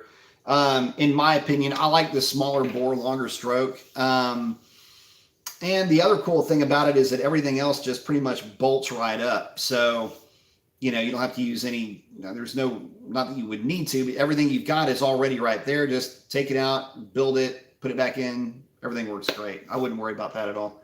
In fact, I kind of like that combination. And you can make plenty of power with a 5.7, the 392 stroker setup with those things. Owen's asking, which 305 tires will fit in the rear of a Scat Pack? Well, first of all, you've got to have the right rim. You're gonna need a 10.5-inch wide rim to properly do it. And then for me, it'd be the Nitto Tri-5 is the best looking, along with the Mickey Thompson ET Street SS. That's another good looking tire. Those would be the two that would fit the best. And then the R2 in terms of, you know, overall performance is very strong. Echo, thank you very much. Oh, well, thank you. Cal's saying in the movie Death Proof, the main protagonist drives around in a stunt car. Actually, that is the antagonist, not the protagonist. In a stunt car that is dubbed Death Proof, roll cage, 5-point harness, etc. Is something like that even possible? Nothing is anything proof. Yeah, I mean, the stunt cars, that was Stunt Car Mike, by the way, played by Kurt Russell. The Nova was a 70 Nova, if I remember correctly. Anyway, yeah, I mean, you can make vehicles in any kind of caged enclosure that'll handle a lot of abuse before, you know, any serious real harm is going to come to the driver. But with what he did with the car, that's probably a bit of a stretch. Owen's saying, I think 315 needs a 35 sidewall. That is correct. 315 35 will be the same actual height as the 275 45s or whatever they are that come on the Hellcats. Carl's asking or saying, I mentioned during one of your live chats that I'm interested in eventually replacing my 392 with an Arrington 426 long block. What's the max compression ratio I can run if I want to go blown later on? Well, the blower doesn't care what compression ratio you run. The higher your compression ratio, the more efficient that your supercharger will be. I mean, the more power you'll make with each pound of boost. Now, that being said, they offer a 9-to-1 and an 11-to-1. The 9-to-1 is going to be more friendly to boost, but make sure that you truly want to run boost on that engine. And the reason why I say that is because 426 cubic inches is a lot to feed efficiently with a supercharger. In fact, it's a significant amount of displacement, enough to where, along with the cam, you can have a hard time filling the cylinders, even with a Whipple 4.5 when it's turned up. Street fuel and things like that. I'm not talking about all out, you know, running the thing on, you know, C16 or whatever. We're not talking about that. We're talking about, you know, are you going to run it on the street? Are you run it on E85 or, you know, 93 octane? You got to think about those things. So for me, I would say, you know, to be perfectly honest, just go with the 9-to-1. You'll be a whole lot happier. It won't make quite the power that it will if it were an 11-to-1 block, but it'll still make plenty. And depending on the type of supercharger that you run, like if you run a D1X, like a Procharger type setup, which is what I would recommend, I mean, you can pretty easily get right at about 700 horsepower to the rear wheels with that setup on 93 octane. And be in good shape. A good safe number for that would be about 670, 680. It's a good number, and they're nice and punchy. Chad's saying, thanks, man. Thank you. Let's see. Let's see. Divout's saying, I'm just asking what engine is better to buy for a new swap. I was thinking to do it or buy it and rebuild it. Let's see. I mean, if you're going to be buying something specifically to swap it, especially if it's going to be a Mustang, then you'd go LS. I mean, I'd do 6-liter for that all day long. If that is the plan. Because that's been done so many times and a lot of companies already make kits for it. Richard's saying, since I have the factory 20-inch rim, would the 305 Tri-5 R2s work then? He's talking about the Scat Pack. No, they will not. You'll need to go 275. 305 will not work on that rim. Not efficiently, and that's when you're going to get a real bad looking bulge. And it's not a cool looking muscle car bulge because those cars had a sidewall that was about this tall. These are sidewalls that are very tall, so when they come out, they stick out like this, and it wrecks the contact patch. You get this real funky contact patch. In fact, if you pattern test it, it'll never really ever get really flat. You'll get like even a slight underinflation will cause it to basically black mark the outside of those tires. You throw a little bit more air into it, you might start to see it kind of look flat, but you'll still be dark. The two outside rims will be dark, and then throw a little bit more air into it, and you're going to start to get that funky, like M looking. Anyway, not a good setup for what you're shooting for, man. Devout's asking, last time I watched your channel before COVID.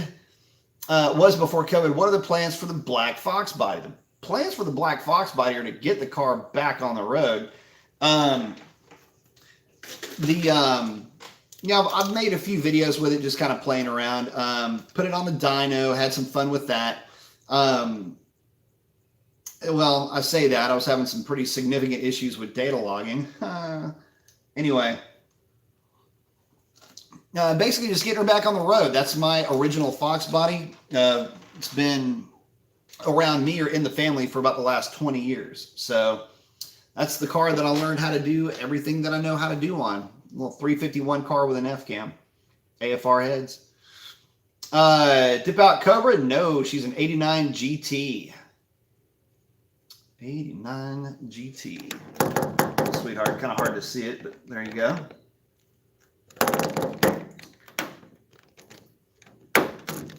All right, so getting back to the topic. And it's typically what happens with these live shows too, is I'll start out, do the monologue, kind of yammer on a little bit, and then get into the questions and get completely off track. And now we're going to get back to the topic. So, basically it's, are you really, should you mod your car? Are you really the right person to be modifying your car? And one of the big aspects of this, we kind of touched on this a little bit earlier, is, well, is it, how soon are you going to get annoyed with the modifications that you've put on the car? Mostly it has to do with exhaust systems. Loud is cool for a little bit, but for a long time it's maddening. And, other things like camshafts and stuff like that. This is where you've got to, a little bit of a soul searching comes into play. Stock cars, especially today, make an amount of power that is difficult to put into context. It's so high. Your garden variety, if you will, 5.7 liter that's making, say, 370 horsepower. That is a net rating. And that 370 is already coming to the table about 4% low because of the different ways that SAE is, the different parameters that they're allowed. The old parameters were in a different, anyway, long story short, the old parameters were 4% higher. So, you take that 370 and just being kind of generous, you're looking at about another 15 horsepower. So 370 is really more like 385. And again, that is a net rating. Take a look at all the big blocks from back in the day. Take a look at the 440, take a look at various 454s, 427s, whatever. They were all in that gross horsepower of 390, 375, et cetera, et cetera. Even the 426 Hemi actually did get a net rating, and it was a kind of a fudged net rating, but it was 390 horsepower.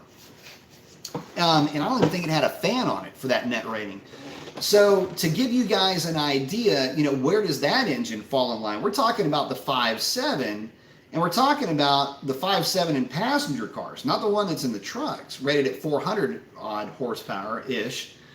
That's the big difference that you're looking at. So, when we're talking about, do I need to mod the car? It's just funny, coming into the conversation, it's like, well, wait a minute. Let's start out by talking about where we're at. Now, granted, these are big blocks versus a small block, right? Well, what about the 392? The 392 would still fall into that displacement of a big block. I mean, 396, 392, what's really the difference? Nothing. So you're at 475 horse. Well, find me any of the engines that were 475 horsepower from the golden era of muscle cars. You're not going to find one. And you can be, everybody goes, well, what about the Hemi? The Hemi, compare a Hemi to Hemi. Look, guys, honestly, the street Hemi was, it was rare, not because it was so expensive that you couldn't buy it.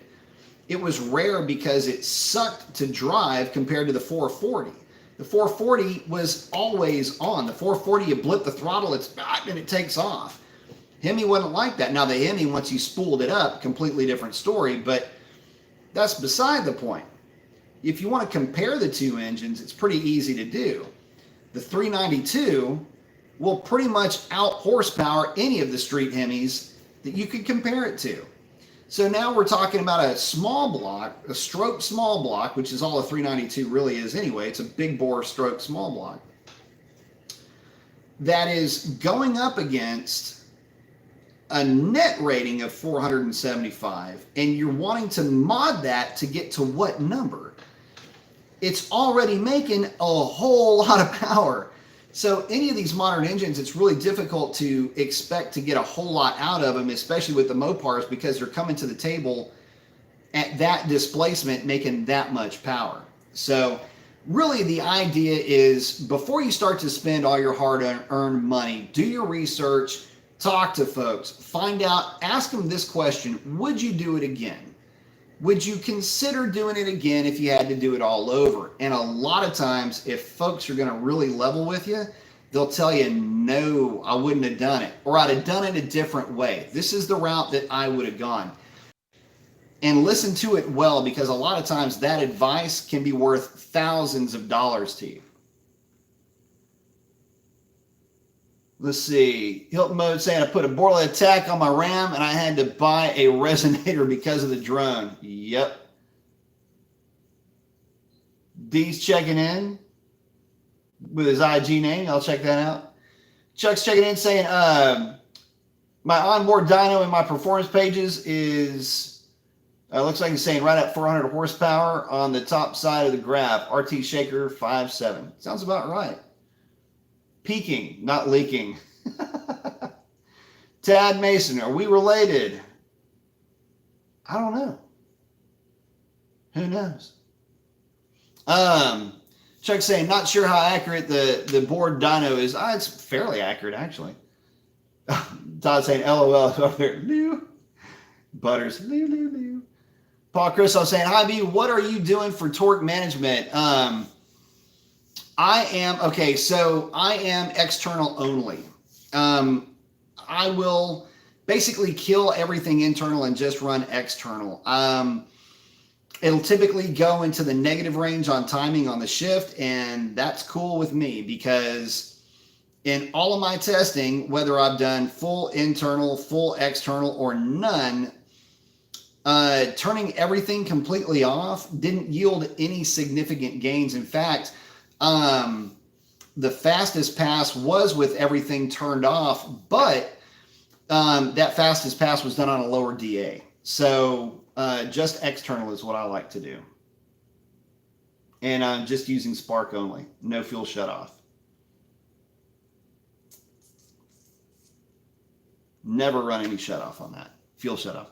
Richard's asking, what rim size should I get if I want the Tri-5 R2s for the rear? It depends on what size tire. 275, you can probably get away with your stock rims. If you want to go 305, you're going to need a 10.5 inch wide rim. And I mean need it. Not want it, but need it. Not the 9.5, 10.5. Well, guys, we are coming up on 2 hours, and I got to wake up crazy early. I want to thank all of y'all for hanging out. I want to thank all of y'all for supporting the channel. It means a ton to me. Guys, stay safe out there. Keep wearing your mask, and not for yourself, and do it for others. You know I love all of y'all. And again, thank y'all very much for hanging out with me this evening, and we will catch you guys on the next one. Y'all stay safe, and that is a wrap. Adios.